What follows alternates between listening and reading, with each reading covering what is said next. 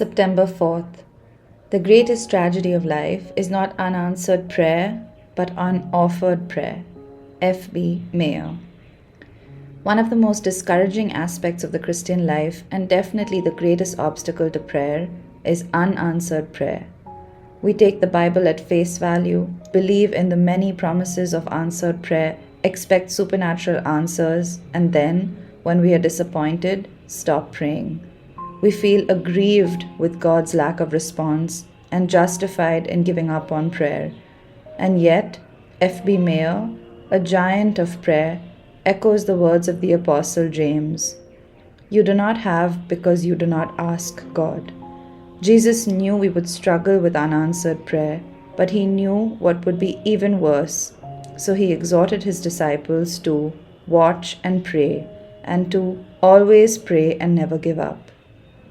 Jesus knew, as F.B. Meyer discerned, that prayerlessness sounds the death knell of the Christian life. What was F.B. Meyer's solution? He laid a great emphasis on cultivating our private prayer life. Nothing would be better for most of us than a great revival in our habits of private prayer.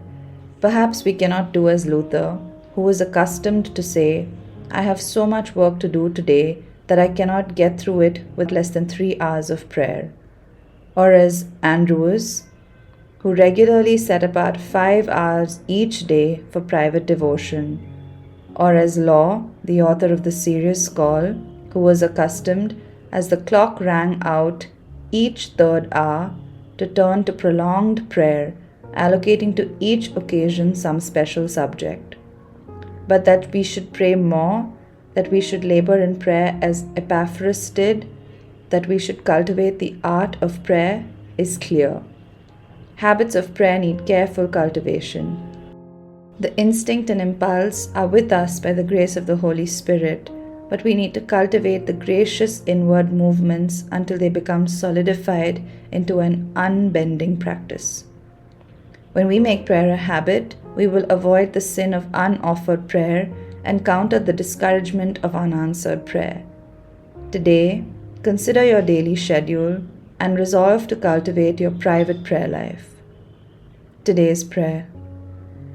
Father, forgive me for every unoffered prayer. Help me to cultivate a healthy prayer life that can withstand the disappointment of unanswered prayer.